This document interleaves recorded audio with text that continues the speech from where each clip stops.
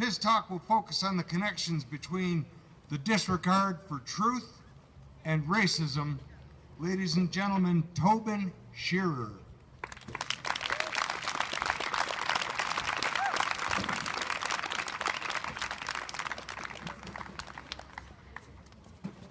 Good afternoon, and thank you again for being here.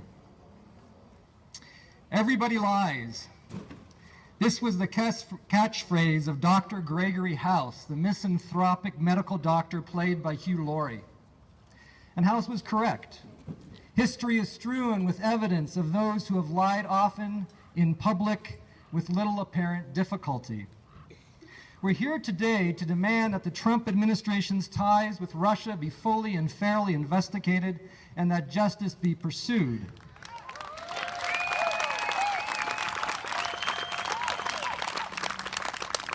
We want to know if we have been lied to. We want those who lied to us to be held accountable for their actions. None of those concerns are a hard sell. But there's a deeper matter at hand, one that requires more depth of character from us all, a matter of the truth, expecting that the truth be both told and enacted.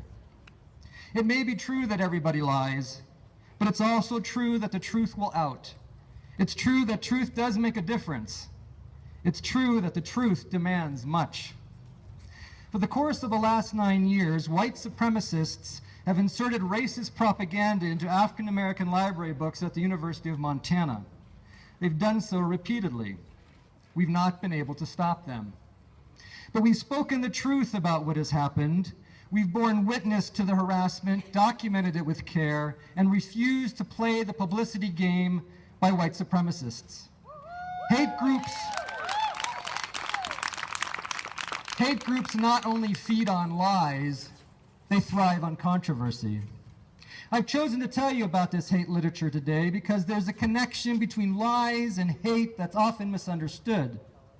Whether attacking African American, Asian American, Native, Latinx, LGBT, transgender women, or the physically disabled, that hate groups tell lies about oppressed groups has long been established. Their rhetoric relies on falsehood like a river relies on water. One cannot exist without the other.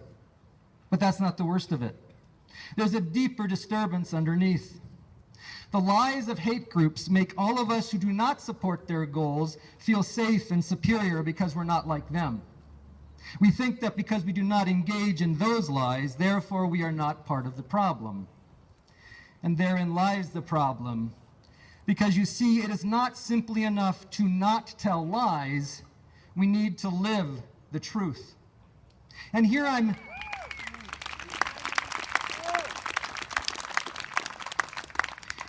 not appealing to a religious notion of truth with a capital T. Neither am I appealing to a truth that is true simply by virtue of one's social status. Never trust something just because a white, able-bodied, cisgendered, straight, middle-class, gray-haired male says it's true. In fact, this may be reason to be very suspicious. We need to live the truth that is the opposite of what Hannah Arendt called the banality of evil. Arendt, a Jewish German-American political theorist, recognized that evil in a bureaucratic society did not require overt acts of hate and violence. It also took the form of the banal, that is the boring or the unoriginal, that banal acquiescence to the demands of government and society. To live the truth in this moment is to do more than just not lie. Even as lies are entwined with acts of hate, truth is entwined with acts of goodness. To live the truth is to wed our actions with our words. And so I'll do some truth-telling about Montana this afternoon. I will tell the truth that our historical record in the state is full of racism, xenophobia, and exclusion. Much of it has been banal. Much of it has been supported by ordinary people doing what they've been told to do. It was ordinary lawmakers who voted in 1872 to segregate African American children in Montana's public schools. It was ordinary citizens who forced African American Emma Wall and her husband John Orr to leave Glendive after the couple married in 1893. In 1913, a mob, again made up of ordinary citizens, lynched African-American construction camp worker J.C. Collins in Sheridan County. 1921 saw the formation of the Ku Klux Klan in Montana, and at its peak, a membership of 5,100 ordinary citizens. To be clear, an even longer list of similar actions taken against the indigenous community in the state exists alongside the one I just read. The list does go on. Today in Montana, fellow citizens of ours have sent so many death threats to an Islamic friend and colleague of mine that he and his family had to sell their house and move to an undisclosed location. Today in Montana, in the immediate aftermath of the most recent presidential election, one of our fellow citizens threatened an African-American student of mine to such an extent that she had to move to a new apartment. These are the acts of ordinary citizens. These are the acts of those who accepted the racist and xenophobic rhetoric of the day. They did not resist. They did not push back. They staked their claim on the side of fear, hatred, cowardice, and falsehood. They went along with the lies of white supremacy, of male dominance, of heteronormativity. They gave proof that everybody lies. These stories are a small slice of our state's problematic racial history, but they are not the only truth. Because we also know this. We know that in 1866, ordinary citizens in the territorial legislature voted down a proposal to make interracial marriage illegal. We know that in 1884, ordinary citizens, again in the territorial legislature, overturned prior legislation that had segregated black school children. We know that in 1955, the Montana legislature, again made up of ordinary citizens, passed an anti-discrimination law. And we know that in 1972, the ordinary citizens serving in the Montana Constitutional Convention set up anti-discrimination rights for all people in this entire state.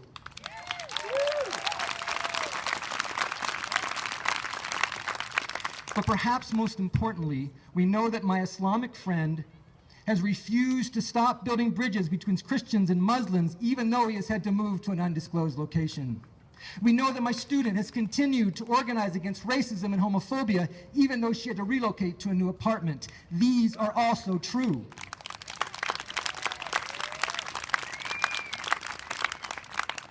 Everybody lies. Yeah, that's true. But in a time when the phrase "everybody lies" seems cliche, these instances of people choosing to live the truth of this democracy become all the more necessary. As we gather today to call for accountability and truth at the highest level of our nation's government, let us remember that we have our own truth to reckon with here in Montana. We have a long way to go until we can claim racial justice here as well. But let us use the opportunity of our own call for accountability as ordinary citizens to call others to do the same.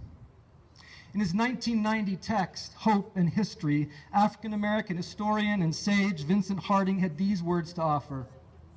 When we search deeply enough in the struggles for truth, justice, and hope of any human community, moving with discipline, compassion, and vision, we emerge from the exploration with lessons that were meant for us all. So today, I invite you in your political action to search deeply in the present struggle for truth, for justice, and hope, to move from this place with the kind of thoroughly grounded and disciplined compassion and vision that moves us forward in light of our commitment to maintaining a democracy where our representatives actually do represent us without pummeling the press.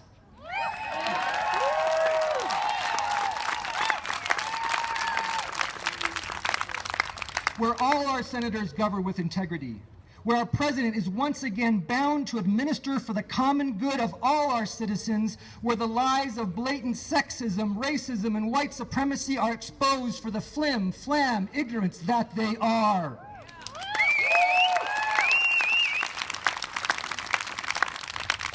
I, for one, am committed to building a society where truth is honored, facts are treasured, and narratives are born of integrity. How? By defending and supporting our Muslim sisters and brothers when they are threatened and called terrorists. By voting against any politician who doesn't demand that all our politicians are held accountable for what they say and do. Yeah. By calling for the demilitarization and retraining of any police force that says they protect and serve all our community, but continue to murder our black and brown sisters and brothers in the streets.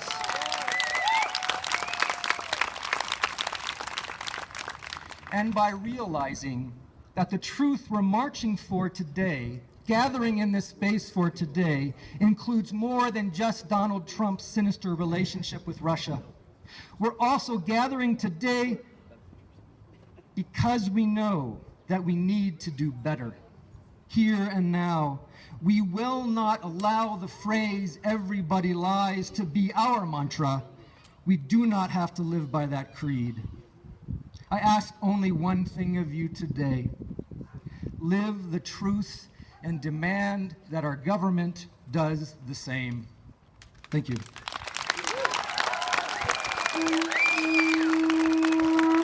Tobin Shearer, ladies and gentlemen, Tobin Shearer.